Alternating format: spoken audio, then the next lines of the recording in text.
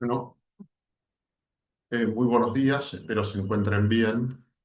Hoy vamos a continuar con la sexta clase, que es acerca de esquizofrenias, ¿no? Está en plural, porque veremos que implican un grupo de enfermedades, ¿no? A veces hasta disímiles en su evolución, en su respuesta terapéutica, en sus manifestaciones clínicas. Pero bueno, y veremos que hay algunos cuestionamientos en relación a la clasificación actual que da el DSM-5. A ver si podemos empezar. Muy bien. Por definición, ¿no? Vamos a ver son las esquizofrenias. La esquizofrenia es un trastorno psiquiátrico que comienza en la adolescencia o en la adultez precoz, ¿no? Es para gente joven esta enfermedad caracterizado por síntomas positivos, que son delirios y alucinaciones, síntomas negativos o de déficit, que implican alogia. Alogia es cuando la persona disminuye tu producción verbal, ¿no? Hablan menos, hay menor tendencia al contacto verbal. El embotamiento ideativo, como que pierde ideas, como que la persona empobrece su capacidad de pensamiento.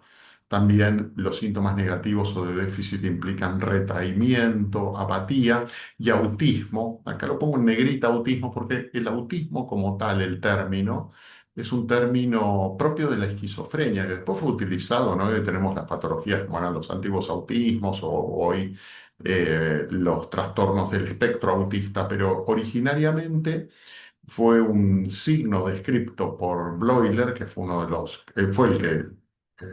de los pioneros de la esquizofrenia y quien acuñó el término esquizofrenia.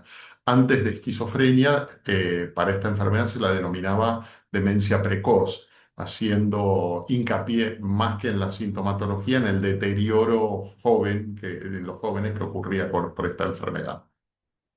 Pero lo cierto que entonces que el término autismo fue originariamente descrito para esta enfermedad y implicaba como la retracción de la persona en el contacto con el mundo exterior. También hay síntomas cognitivos, ¿no? En esta enfermedad, como podemos observar déficit de atención y memoria, fallas en las alteraciones ejecutivas o propio del funcionamiento prefrontal, lo mismo que la planificación. Puede tener también síntomas afectivos diversos, porque existe el aplanamiento afectivo, o sea que la persona es como que tiene menor repercusión emocional ante cualquier circunstancia de la vida, parece como apagado emocionalmente, pero también pueden cursar con depresión pospsicótica, que es la depresión que ocurre luego del episodio delirante y alucinatorio, ¿no? Se lo trata desde el punto de vista farmacológico, ceden los síntomas delirantes y alucinatorios, pero no es infrecuente que la persona a posteriori desarrolle un cuadro depresivo. Y también puede ocurrir lo que se llama afectividad inapropiada en la esquizofrenia. Por ejemplo, que ante una situación catastrófica la persona ría carcajadas o en una situación muy alegre llore de manera desconsolada, por decirlo de algún modo. Y por último, tiene síntomas desorganizados, ¿no? Que por ejemplo es la puerilidad, cuando son muy infantiles, comportamiento sin propósito o agitación o agresión impredecible. Pueden tener también reacciones emocionales extremas, como les decía recién, reír después de una catástrofe, pero esto estaría más vinculado a la afectividad. Lo cierto es que los síntomas desorganizados es el comportamiento sin propósito, la infantilidad que pueden tener estas personas y las reacciones impredecibles. De golpe una persona puede agredir o salir corriendo o proferir una carcajada o cambiar su vestimenta, ¿no? Sin ningún eh, factor que justifique esa conducta. Importante en relación a los síntomas positivos y negativos es un término robado entre comillas, robado, tomado de la neurología, que fueron descritos, o sea, los síntomas positivos y negativos inicialmente por Bloiler. Bloiler fue quien, como les decía recién, acuñó el término esquizofrenia y describió el autismo propio y creó el término también. Pero esto que tomó Bloiler fue tomado originalmente de un neurólogo británico que se llamó John Hackling Jackson. Y John Hackling Jackson, que es este señor de aquí, dijo que tomando la teoría, aplicó la teoría evolutiva en el desarrollo del sistema nervioso central, dijo que el sistema nervioso central evolucionó en estratos, ¿no? En un estrato espinal, en otro motor y en otro prefrontal. Tengan en cuenta que esto es más simbólico hoy que completamente anatómico, pero sí ayuda, porque es una ley hoy en día absolutamente válida, ayuda a entender algunas cuestiones que ocurren cuando se lesiona el sistema nervioso central. Dice que este estrato va de menor complejidad y mayor automatismo. ¿Qué quiere decir esto, por ejemplo? El reflejo espinal es de mucha menor complejidad que el funcionamiento prefrontal. Y también es mucho más automático, ¿no? Uno golpea con el martillito a nivel patelar a nivel del codo, cercano al olecranon, y la persona tiene un reflejo. Entonces, fíjense, de mucha menor complejidad y mayor automatismo. Pero a medida que vamos ascendiendo en la evolución, se ve que son más complejos y menos automáticos. Por ejemplo, si uno piensa en el funcionamiento prefrontal, ¿no? Que es el que determina nuestras capacidades ejecutivas, nuestra capacidad de planificar, de adaptarnos al entorno, de hablar, son mucho menos automáticos y de mucha mayor complejidad que si uno lo compara con un reflejo espinal. Ahora bien, ¿cuál es la utilidad de esto? Cuando uno lesiona un estrato superior, por ejemplo, cuando uno lesiona el estrato motor, uno va a tener síntomas de déficit, que es lo que se llaman los síntomas negativos, y los síntomas positivos, que es los que aparecen porque toma el comando el estrato inferior que no estaría lesionado.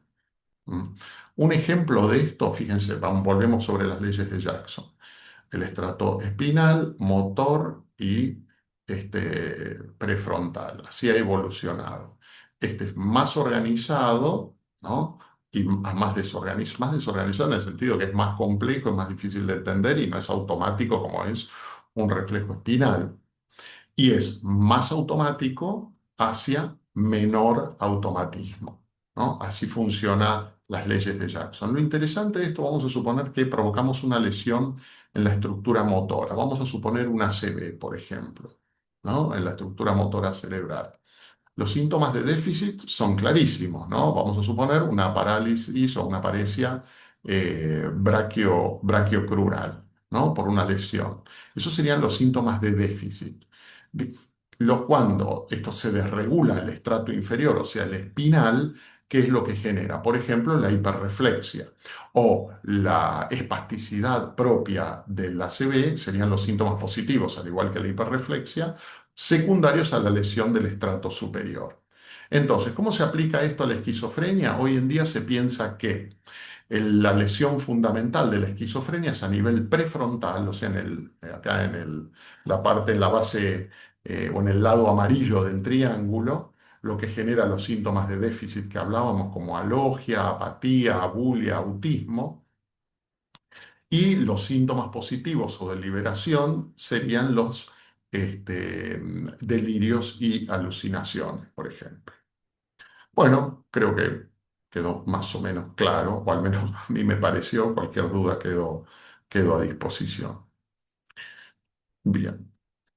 ¿Cómo evoluciona la esquizofrenia? Fíjense, en las abscisas puse a partir de los 13 años, que es la mayoría de los casos que uno empieza a observar como tal, comienzan luego del desarrollo. Si bien hay una descripción para la esquizofrenia infantil o demencia precocísima de De Santis, la realidad es que hoy es un diagnóstico de esquizofrenia que uno lo considera ya en la adolescencia. Y puede ocurrir distintas situaciones con la evolución del cuadro, ¿no? Perdón, en las ordenadas me había olvidado de decir, vamos a medir el funcionamiento. Entonces vamos a suponer una persona que el funcionamiento es 0, 50, 100. Vamos a suponer que una persona venía ya con un funcionamiento no del 100, pero del 90. ¿Mm? En general, cuando uno hace la historia clínica de un paciente con esquizofrenia de manera retrospectiva, es frecuente, no, si no siempre, encontrar personas con algún déficit en el contacto social, intelectualmente sin mayores dificultades o muchos de ellos superior al promedio, pero uno logra ver personas con marcadas dificultades de niños en los vínculos sociales. Eso puede verse. Bueno, vamos a suponer que viene una persona con un funcionamiento de estas características cercano al 100% y comienza la enfermedad, ¿no? Hay un descenso, este, que es lo que nosotros llamamos los síntomas prodrómicos, que ahora vamos a ver cuáles son. Son los síntomas que todavía no manifiestan la sintomatología completa de la esquizofrenia, pero que son preparativos, son previos. Entonces disminuye más el funcionamiento del individuo hasta que aparece la sintomatología como tal, ¿no? Hay una caída brusca en el funcionamiento. Esto es lo que sería el primer episodio. Y vamos a suponer que lo tratamos, ¿no? Este episodio se trata farmacológicamente de manera fundamental. No, con esto no excluyo la psicoterapia, pero hoy en día la medicación es fundamental en el tratamiento de la psicosis. Porque, perdón, yo no lo comenté, pero eh, si me permiten un segundo, eh, la esquizofrenia, al igual, por ejemplo, que la psicosis crónica, está dentro de lo que se llama el grupo de la psicosis. Y la psicosis son aquellos tipos de cuadros por los cuales la persona sale de la realidad, no tiene contacto con la realidad completamente, por ejemplo, los delirios y las alucinaciones, y no tiene la capacidad de juzgar eso como irreal, ¿no? Porque ya habíamos visto, ¿no? Los delirios, ¿no? Son ideas erróneas que no son corregibles con la argumentación lógica. Independientemente de lo que uno le diga o le intente explicar de manera lógica, la persona no va a cambiar su parecer en relación a su delirio. Lo mismo no con respecto a las alucinaciones, no hay conciencia de irrealidad del fenómeno. Eso se considera psicosis, ¿no? Los síntomas psicóticos, que la psicosis como tal puede estar presente en demencias, habíamos visto, puede estar presente en el trastorno bipolar, en los trastornos delirantes crónicos, pero particularmente en la esquizofrenia, ¿no? Quería hacer esa pequeña salvedad que no habíamos hecho con anterioridad. Entonces volvemos a lo anterior. Hay una persona con un episodio agudo, se lo trata farmacológicamente y fíjense que recupera su funcionamiento, ahora no completamente, ¿no? No vuelve al funcionamiento que tenía previo a los síntomas prodrómicos, ¿no? Esto cuando uno da un medicamento y ocurre esto, este regreso a un funcionamiento productivo, aunque no sea el mismo, habla de respuesta terapéutica. Y vamos a suponer que la persona está tratada y pasan los años y se mantiene en ese funcionamiento. Puede ocurrir esto. También, perdón, esta etapa se llama de remisión, ¿no? El paciente está sin síntomas, pero puede ocurrir, ¿no? En este periodo crítico que hay una persona que uno la trata, fíjense, otra persona tuvo una caída, o sea, un episodio psicótico agudo, lo trata, pero no tiene una recuperación completa. Hay mejoría, porque es evidente que mejora en relación a la línea roja, ¿no? Fíjense, pero la persona puede empezar a tener episodios, ¿no? Lo que comúnmente se llaman episodios agudos o brotes, ¿no? Entonces la persona tiene una respuesta parcial, mejora con la medicación, pero nunca vuelve al funcionamiento previo que tenía, ¿no? Y evoluciona con episodios agudos y una remisión parcial. Esto generalmente puede ocurrir por evolución natural a pesar de la medicación, puede verse esto, pero también ocurre con mucha frecuencia en personas que tienen una respuesta terapéutica pero abandonan la medicación, porque tengan en cuenta, si uno tiene como como elemento fundamental pensar que la psicosis, la persona no tiene conciencia de irrealidad del fenómeno, no considera que está enfermo, no tiene conciencia de enfermedad de una persona con esquizofrenia o con una psicosis. Entonces, generalmente, la adherencia que tienen estos pacientes al tratamiento suele ser menor que en personas que sí tienen conciencia de enfermedad. Entonces puede ocurrir que por poca adherencia dejan el tratamiento, vuelven a tener un episodio agudo, se los vuelve a tratar, puede ocurrir este fenómeno. Pero también puede ocurrir, por ejemplo, que a pesar de que uno lo trate, la persona siga empeorando, ¿no? Es un fenómeno, ¿no? que puede verse en la clínica y son generalmente los pacientes, más allá de su situación social por la que pueda estar atravesando, son los pacientes que generalmente quedan internados crónicamente en hospicios o en lugares de internación. Y estos pacientes, a pesar de que se los medique, tienen una evolución muy mala, no pueden adaptarse a la sociedad, no pueden hacer una vida laboral estable o mantener vínculos estables o contacto sociales continuos o de validez, ¿no? Entonces, estas son personas que evolucionan en el tiempo a pesar de la medicación con muy mala respuesta. No, básicamente sería esto, ¿no? Si bien tener en cuenta que esto es muy esquemático y que pueden darse distintas evoluciones, ¿no? Las evoluciones no siguen solamente esta evolución, pero esto para que tengan en cuenta un esquema de lo que puede llegar a ocurrir con este cuadro, ¿m? Que se llama actividad crónica, o sea, el paciente está siempre con sintomatología y que además puede tener recaídas, o sea, sobre su malestar puede estar peor aún. Epidemiológicamente, no importa en qué cultura se estudie la esquizofrenia, en general está cercana al 1% de la población, tanto en una ciudad de Buenos Aires como en una ciudad europea, como en Estados Unidos o en una isla en el medio del Pacífico.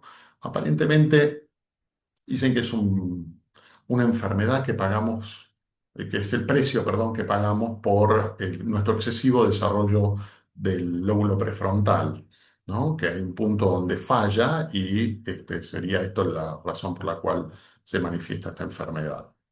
Es más frecuente en zonas urbanas, de bajo nivel socioeconómico y entre inmigrantes, ¿no? El estrés de la inmigración puede favorecer la aparición de estos cuadros.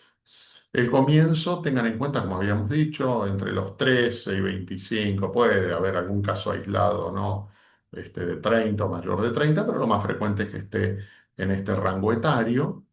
Y cuanto más temprano es el inicio de la enfermedad, mayor es la carga genética, peor evolución y pronóstico. O sea, ese cuadro que nosotros veíamos recién de líneas rojas que estaban muy por debajo, muchas veces están vinculados a un inicio precoz, ¿no? Y de mayor carga genética, que llevan a un peor pronóstico y menor respuesta terapéutica.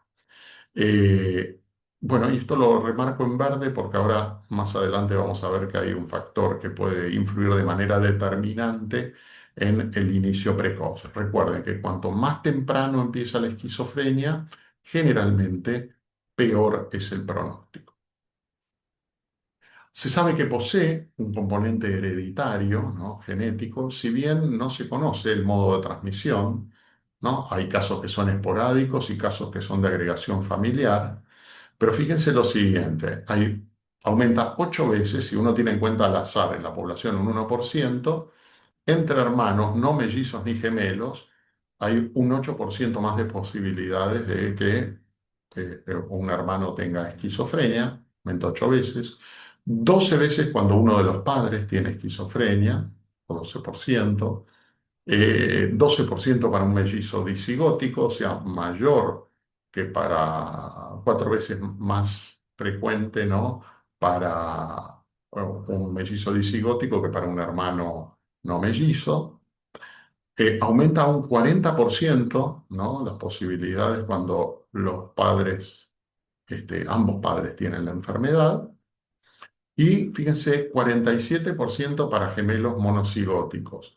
Entonces, fíjense lo siguiente, porque el gemelo monocigótico se supone que es genéticamente idéntico, si bien todos sabemos, ¿no? Que en el transcurrir de la vida, ¿no? Los fenómenos epigenéticos van provocando diferencias, ¿no? en los gemelos genéticamente idénticos. Incluso dicen que el modo en el como cual están implantados en el útero ya muestran diferencias epigenéticas, ¿no? Ya en útero pueden darse, pero tengan en cuenta que hay casi un 50% de posibilidades, si un gemelo monocigótico lo tiene, que el otro también lo tenga, que realmente es muy alto y se ve que hay una intervención genética. ¿Por qué se ve que hay una intervención genética? Porque ustedes podrían decirme, bueno, pero también comparten el ambiente. Pero tengan en cuenta, los escandinavos suelen hacer estudios interesantes en relación a epidemiología, enfermedades. Han visto que en gemelos monocigotas que han sido dados en adopción en distintas casas, o sea, uno en un lado y otro en el otro, la concordancia es del 47%. O sea, ambientes distintos siguen manteniendo una concordancia del 47%. Por lo tanto, ¿qué dice esto? Que hay una carga genética seguro, porque del 1% al 50% hay una diferencia muy grande. Sin embargo, si son genéticamente idénticos, la concordancia tendría que estar cercana al 100% y no lo es. Por lo tanto, todavía no se ha podido dilucidar cuál es el fenómeno que interviene en un fenómeno genético, ¿no? Que interviene en la transmisión de esta enfermedad, pero es evidente que hay factores tanto ambientales como factores genéticos. Ahora bien, en relación al ambiente, ¿qué es lo que sabemos? Uno es que cuando una persona nace con complicaciones obstétricas tendría mayor riesgo de padecer esquizofrenia. Como decía anteriormente, el hecho de la inmigración, el estrés que significa la inmigración aumentaría el riesgo de, de padecer esquizofrenia. En este caso, la explicación es que las personas por ahí tienen una tendencia o una vulnerabilidad a padecer esta enfermedad, pero si no se exponen a situaciones de gran estrés, puede que no se manifieste y que quizá el estrés de la inmigración hace que se pueda manifestar esta enfermedad que quizá en su lugar de origen no ocurriría. Pero esto son especulaciones teóricas, todavía no del todo este, confirmadas. Sin embargo, sí se sabe que entre inmigrantes la frecuencia de esquizofrenia es mayor. La edad paterna, ¿no? A mayor edad paterna, mayor riesgo de esquizofrenia. Y otro punto, la gripe materna, ¿no? Yo creo que esto es discutido y van a ver que la conclusión final es prácticamente nula, pero primero vamos a ver esto. Ustedes saben muy bien, ¿no? Que hubo distintas pandemias de gripe, no solamente virales, no solamente la del COVID. Y hubo una pandemia de gripe en el año 57-58, y lo que era fue una gripe que, si bien tengo entendido, una pandemia que duró 2 años aproximadamente y que afectaba mucho más a gente joven que a gente grande, al revés de lo que ocurrió con el COVID, ¿no? Y ocurrió en el año 57 y 58. Y se vio que había una mayor proporción de diagnósticos de pacientes, con el tiempo se vio esto, con esquizofrenia, cuyo segundo trimestre de vida fetal se superpuso con la pandemia de gripe 57-58. O sea que la explicación sería la siguiente, o la teoría sería la siguiente, que aquellas mujeres que, estando embarazadas durante la pandemia de gripe, fueron infectadas por el virus durante el segundo trimestre, que es cuando se forma la corteza cerebral, cuando se estructura la corteza cerebral, sus hijos tenían mayor riesgo de padecer esquizofrenia. Eh, este es un trabajo que se hizo, fíjense, ya 30 años después, en Finlandia, en 1988. Otro trabajo realizado en Inglaterra y Gales en 1991 dijeron que aumentó el 88% el riesgo de esquizofrenia entre los nacidos 5 meses después del pico de la pandemia. O sea que la infección viral de algún modo alteraría, la teoría es esa, la migración, como les decía yo recién, de los neuroblastos y que habría un disarray o un desorden en la estructuración cortical y que esto sería un factor de riesgo para la esquizofrenia. Sin embargo, se hizo un metaanálisis en el año 2010, en el cual metaanálisis es cuando toman distintos estudios, ¿no? Realizados en relación a un mismo hecho y se fija si hay un riesgo real en lo enunciado o no. Y en el 2010 dijeron que descartaron este factor de riesgo. Sin embargo, bueno, queda la duda de qué pasará, ¿no? Con la frecuencia de esquizofrenia luego de la epidemia, perdón, la pandemia de COVID que tuvimos hace muy poquitos años, ¿no? Todavía es muy reciente. Recuerden que la esquizofrenia empieza a aumentar su frecuencia, o sea, se manifiesta a partir de los 13 años de edad aproximadamente, hasta los veintitantos. Por lo tanto, quedan años por delante, pero podría ser un riesgo a tener en cuenta más adelante para estudiar. ¿Mm?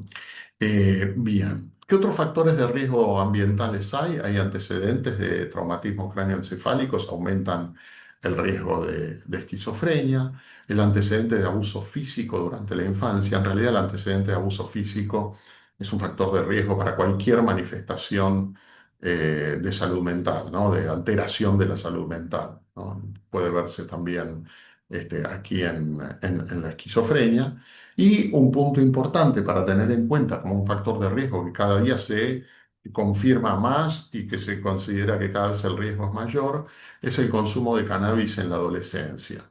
Se sabe que el consumo de cannabis, en un momento se decía que era el consumo diario y ahora se ha demostrado que no es necesario, aumenta el riesgo de esquizofrenia, evidentemente en personas con ese riesgo, pero que el problema del cannabis es que adelanta en años la aparición de la esquizofrenia. Como les había dicho yo antes, cuanto más precoz es la esquizofrenia, peor pronóstico tiene, peor adaptación a la vida productiva, social, académico, laboral.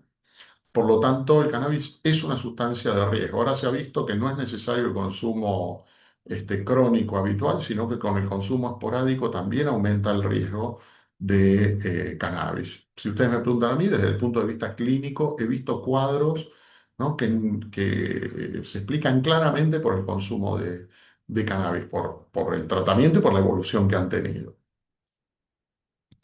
Desde el punto de vista clínico, yo les hablaba, hay un subtipo de personalidad previa, si bien esto uno no puede generalizarlo y decir que es algo patognomónico, solemos encontrar en personas que padecen esquizofrenia que su personalidad previa, sobre todo en su infancia, eran personas con marcadas dificultades en la interacción social, tendencia al retraimiento y la timidez, generalmente sin mayor problemas en el desarrollo intelectual.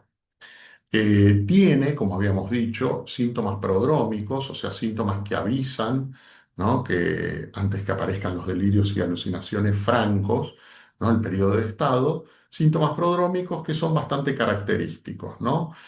Sin embargo, estos síntomas, como a veces, tengan en cuenta que como esta enfermedad ocurre en la adolescencia, muchas veces estos síntomas prodrómicos se los toman como parte de lo que es la adolescencia normal o la adolescencia, bueno, con las cuestiones no propias que tiene de conducta. Sin embargo, después, cuando uno ya ve una persona con esquizofrenia y levanta la historia clínica, hace la historia clínica, de manera retrospectiva puede encontrar estos síntomas. Generalmente hay cambios en el comportamiento y en el lenguaje, ¿no? Particularmente cambia el foco de interés de las personas o aparecen en intereses, por ejemplo, en metafísica, en ocultismo, en esoterismo, ¿no? Este, pueden aparecer, perdón, pueden aparecer, disculpen la breve interrupción, pueden aparecer este tipo de conductas y también una alteración en el lenguaje, ¿no? Que utilizan neologismos, inventan palabras, o el lenguaje se empobrece o se vuelve extraño. Hay un cambio en la higiene también y en la vestimenta, ¿no? Puede verse una vestimenta absurda, ¿no? Sin seguir el patrón que, anteriormente o cambios en la higiene muy marcados. Ideas estrafalarias, como le decía, las ideas en relación a cuestiones que no eran parte de su interés anteriormente, como ocultismo, metafísica, filosofía, este tipo de cuestiones. Y tiene, esto sí es importante, la persona está como perpleja, como que no comprende adecuadamente lo que le está ocurriendo, ¿no? Entonces tiene una sensación de extrañeza, como no sabe bien qué es lo que está ocurriendo, siente muchas veces, percibe como si su cuerpo hubiese cambiado, está extraño, y a partir de esto puede surgir algo que es el signo del espejo. La persona puede pasar horas mirándose en un espejo como para intentar reconocerse, como que mira, ¿no? Parte de la vivencia de extrañeza. Tengan en cuenta que esto también provoca un deterioro en el ámbito social, académico, bueno, laboral son muy pequeños, generalmente tiene que ocurrir en una persona mayor, pero hay un deterioro en el funcionamiento. Y un punto fundamental también que ocurre en estos casos, tanto en el pródromo como en el periodo de estado, es la presencia del insomnio. ¿no? El insomnio puede ser pertinaz, completo y de días de duración, lo cual cuando está presente anuncia muchas veces la aparición del periodo de estado y hay que estar muy atento a esto. En realidad, si uno analiza en detalle, es infrecuente encontrar una patología psiquiátrica aguda que no curse con una alteración del sueño, ¿no? En más, en menos generalmente, pero el sueño es una función biológica que se altera, les diré, casi de manera permanente en patologías psiquiátricas agudas. Bien, pasamos a la parte semiológica, ¿no? Del periodo de estado, ¿no? La persona ya está con los síntomas y aparecen los síntomas positivos, ¿no? Tiene alteraciones en el pensamiento. Recuerden que nosotros el pensamiento lo dividimos en curso y en contenido, y el curso es cómo vamos asociando nuestras ideas en pos de una finalidad, de un objetivo. Y el contenido, obviamente, es el tipo de ideas que tenemos. En relación al curso, podemos ver un fenómeno que se llama interceptación. Se cree secundario a la presencia de fenómenos alucinatorios, en donde la persona está hablando e interrumpe súbitamente su discurso y puede continuar con la misma situación o con otra cosa. Cuando este fenómeno de interceptación ocurre con mucha frecuencia, el lenguaje se vuelve incomprensible y uno diría que el curso del pensamiento está disgregado, ¿no? Que es la sucesión de interceptaciones. En relación al contenido, lo que hay son ideas delirantes, generalmente son de perjuicio. Se dice que son ideas delirantes primarias, al revés de lo que habíamos dicho en depresión melancólica, que las ideas deliroides eran secundarias al estado anímico. Acá surgen, no secundario al anímico, sino surgen de manera primaria, suelen ser de perjuicio, pueden tener un contenido místico también, pero generalmente tienen una pobre sistematización, o sea, la organización del delirio es bastante pobre, no pueden dar explicaciones de por qué. Por ejemplo, una persona dice que lo persiguen y uno le pregunta por qué y probablemente no sepa explicar con detalle o de manera muy pobre lo explicaría. Mientras que si uno le pregunta a una persona con un trastorno delirante crónico, por qué, puede dar detalles sorprendentes, ¿no? De su ideación. Este, entonces, tener en cuenta que estas ideas delirantes son pobremente sistematizadas, primarias, generalmente de contenido persecutorio o místico. Puede existir también, puede existir, existe generalmente en esquizofrenia, lo que se llaman los síntomas de primer orden. Esto proviene de un autor que se llamó Kurt Schneider, que consideraba que estos síntomas eran característicos de la esquizofrenia, de ahí primer orden. Si bien no hay nada patognomónico específico de la esquizofrenia, estos son indicadores de alta probabilidad de que esté presente el cuadro. Por ejemplo, está el eco, el robo y la transmisión del pensamiento, o sea, la persona siente como que su pensamiento tiene eco, o que se lo roban, o que puede transmitir su pensamiento a otra persona. Puede sentir que haya sonorización o difusión, o sea, sonorización implica que piensa que sus ideas son escuchadas por los demás, y la difusión es que sus ideas difunden al cerebro del otro, no en forma de sonido, pero que la otra persona puede entender lo que está, o puede saber lo que está pensando. Y también tienen la sensación como que se les imponen ideas, ¿no? Que son impuestas desde fuera por un chip, por un satélite o por alguna influencia negativa. Y después tiene un punto importante que son las interpretaciones delirantes. Las interpretaciones delirantes implican, o sea, es una interpretación, por ejemplo, errónea y que no puede ser reducible con la argumentación lógica. Una persona sale a la calle y escucha que dos personas están hablando, ¿no? Entonces interpreta automáticamente que se están refiriendo a él. Escucha algo del discurso y dice, ves, están hablando de mí. O pasa un auto y toca la bocina y dice, están alertando que salí a la calle. O hizo un juego de luces para alertar a todos los que me persiguen para que estén al tanto. O sea, son interpretaciones delirantes de hechos que observa. Observa verdaderamente dos personas hablando, observa que tocan la bocina, observa que hacen que prenden las luces del auto. Sin embargo, la interpretación de ese hecho es delirante. ¿Mm? Y esto se lo considera como un síntoma de primer orden de esquizofrenia. El lenguaje también puede tener neologismos, o sea, crean palabras, ¿no? Que uno después le pregunta qué significan y generalmente no saben dar una explicación detallada de por qué.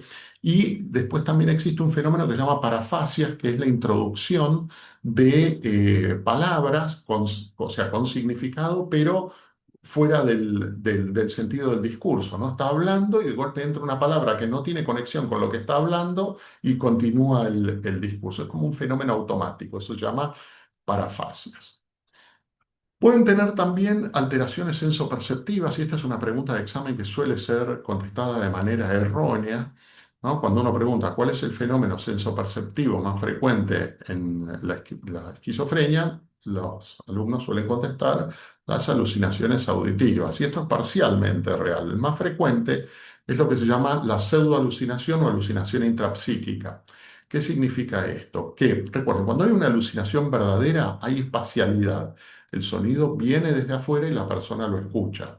En el caso de la pseudoalucinación, que sería lo más frecuente en la esquizofrenia, no hay espacialidad. El paciente la percibe directamente dentro de su cabeza. O sea, carece del fenómeno de espacialidad. Este es el fenómeno alucinatorio más frecuente o más característico, si quieren, que puede tener una persona con esquizofrenia. Puede tener también alucinaciones auditivas reales que tengan el componente de parcialidad, pueden tener alucinaciones visuales, si bien las visuales son más frecuentes en daños o en psicosis orgánicas, por ejemplo, en psicosis secundarias al consumo de drogas, por ejemplo, intoxicaciones. Eh, las alucinaciones visuales, lo mismo que las de la sensibilidad profunda y las táctiles, pueden estar presentes en este cuadro. Con respecto a la afectividad, podemos ver aplanamiento afectivo y autismo, o sea, bastante característico, en el cual el paciente se retrae y tiene muy poca respuesta emocional ante cualquier circunstancia y tiene un mundo que es impenetrable, ¿no? Hermético, en el cual uno no puede acceder, ¿no? Como persona externa. Pueden tener la discordancia ideoafectiva, ¿no? Que es en una situación crítica reír o en una situación graciosa llorar, por ejemplo, o dicen amo a una persona y por eso la agredo. O sea, que esto también es también bastante característico, un fenómeno que se llama ambivalencia afectiva, en el cual coinciden sobre la misma persona dos emociones opuestas, ¿no? Amor y odio. Entonces agrede a esa persona y me pregunta por qué, porque la amo, ¿no? Eso sería como un fenómeno difícil de diferenciar, ¿no? Discordancia ideoafectiva de ambivalencia afectiva, pero tengan en cuenta que pueden ocurrir estos dos fenómenos desde el punto de vista emocional. Y un punto temido e importante es la aparición de la depresión pospsicótica, que esto implica que luego de tratar el episodio agudo, ¿no? Con síntomas positivos, el paciente tenga un cuadro de depresión. Tengan en cuenta que cerca del 10% de los pacientes con esquizofrenia pueden tener conductas suicidas y pueden consumar el suicidio, lo cual es un fenómeno frecuente. También puede ocurrir el homicidio, ¿no? La agresión, eh, generalmente guiada por síntomas delirantes y alucinatorios. Bueno, pero en este caso debe tratarse desde el punto de vista farmacológico porque implica el riesgo de, como les decía, de conductas autolesivas. Tiene también alteraciones en la voluntad. Hay autores que consideran este fenómeno como el fenómeno primordial de la esquizofrenia y el resto de los síntomas como secundarios a esta alteración. O sea que hay alteraciones en la voluntad que uno puede verlas como apatía, ¿no? La persona totalmente indiferente que no hace prácticamente nada. Puede sí coexistir con impulsos, con conductas muy agresivas o impulsivas. Puede tener, como les decía recién, la ambivalencia volitiva. En la teoría afectiva, esta es volitiva, querer hacer algo. En esto se ve en fenómenos catatónicos. Y puede tener también, característico de fenómenos catatónicos, negativismo, que es negarse a realizar acciones impuestas por terceros. ¿Cuáles son las formas clínicas? Si bien, y acá quería hacer otro apartado, el DSM-5 ha quitado las formas clínicas como tal y ha dejado especificadores y ha dejado como solo una enfermedad. Históricamente se conocen distintos tipos de esquizofrenia, todavía lo mantendremos, ¿no? Porque en realidad la modificación que hizo el DSM-5 no ha supuesto un avance en el diagnóstico como tal. Porque hay diferencias clínicas y evolutivas entre una forma y otra. que el DSM-5 y la Asociación Psiquiátrica Americana niegan. Pero bueno, esto nos sirve también para poder identificar y saber y tener en cuenta algunas cuestiones en relación a la evolución y a la terapia, a la respuesta terapéutica que pueda tener. La primera forma, la más frecuente, es la paranoide. Uno dice, sí, son los que se sienten perseguidos. No, la paranoide puede tener delirios persecutorios o de perjuicio, pero lo fundamental está caracterizada por delirios y alucinaciones. Esa es la característica fundamental de la forma clínica paranoide, ¿no?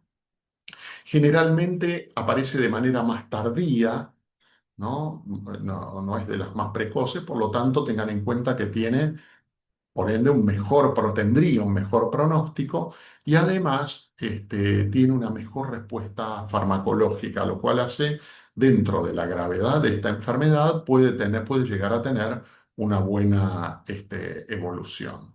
El pronóstico, le decías, bueno, pero la evolución puede evolucionar si hay buena respuesta farmacológica, de adherencia terapéutica en remisión, pero también puede cursar, como les había dicho, con brotes remisión, ¿no? Que también es bastante frecuente de observar. Luego hay otra forma clínica que se llama hebefrenia, también la pueden encontrar en la bibliografía sugerida como desorganizada, serían casi sinónimos. Si bien, no, hebefrenia hace hincapié en el comienzo precoz de la enfermedad y desorganizada hace hincapié en el tipo de síntomas que tiene. Entonces, la hebefrenia es la que comienza más precozmente, por lo tanto, recuerden, mayor precocidad, mayor gravedad, toma al individuo con una personalidad todavía no asentada, en formación, lo cual genera sintomatología este, grave que implica, por ejemplo, conductas desorganizadas, conductas de agresividad, ahora veremos en detalle. O sea, es la forma más grave, tiene pobre respuesta al tratamiento y el pronóstico como tal no es bueno.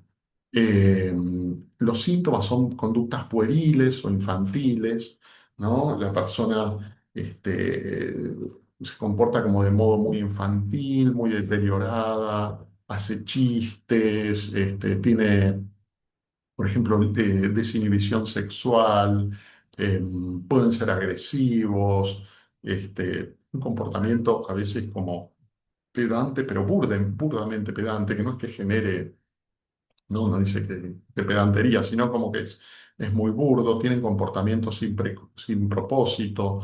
La vestimenta por ahí puede ser absurda. Por ejemplo, en verano en invierno, perdón, pueden estar vestidos con pantalón corto y musculosa y una bufanda, para darles una idea, ¿no? Como para tener en cuenta. El pensamiento es muy concreto, ¿no? Les cuesta, por ejemplo, el pensamiento abstracto y poder interpretar, por ejemplo, refranes. Esa es una de las limitaciones. El pensamiento se hace muy concreto y el humor tiene como una agitación impredecible, ¿no? Parece como si hicieran cosas que son a veces, ¿no? Como si parecieran cómicas, pero pueden ser muy trágicas, pueden agitarse o golpear o agredir en situaciones que uno no esperaría que ocurra o tener reacciones emocionales extremas. Pero este tipo de enfermedad tiene pobre respuesta al tratamiento y generalmente esta forma clínica no se manifiestan los delirios y las alucinaciones del modo que se manifiestan en la forma paranoide o no están presentes. Lo fundamental acá son las conductas desinhibidas, agresivas, pueriles, inadaptadas, este, pero no delirios y alucinaciones. Y es la forma clínica más grave y la que menos readaptación social tiene. Luego tenemos otra forma discutida, por cierto, ¿no? Que es la forma simple, en la cual esta forma sería la menos frecuente y estaría caracterizada solo por la presencia de síntomas negativos. Eh, Tengan en cuenta que sería la menos frecuente de estas formas. Predominan los síntomas negativos, o sea, el autismo, el aplanamiento afectivo, la introversión. Son muy herméticos estos pacientes. Pueden tener alguna idea delirante o alucinatoria, pero es muy difícil acceder por el grado de autismo y de introspección que tienen, o sea, el contenido de pensamiento. Y generalmente tienen una evolución paulatinamente, o sea, es paulatina de deterioro de sus funciones, ¿no? De sus funciones adaptativas, y esta sería la forma, al menos eso es lo que se piensa, de mayor riesgo de suicidio.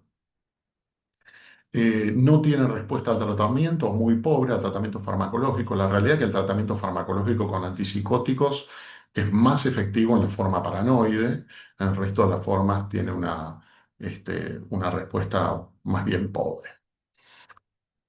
Bien, y por último tenemos la forma, ustedes van a encontrar en el libro la forma catatónica, esta es la más discutida de todas, porque la catatonía como síndrome está presente en la depresión, en el trastorno bipolar, en enfermedades médicas, entonces es muy difícil categorizarla como tal, ¿no? Pero es cierto también que existe, que hay pacientes con esquizofrenia que tienen síntomas motores, que esa es la característica de la catatonía, que por ejemplo tienen estupor, tienen manierismos, o sea que mueven, o sea, tienen movimientos raros o absurdos cuando caminan o cuando mueven los brazos o muecas.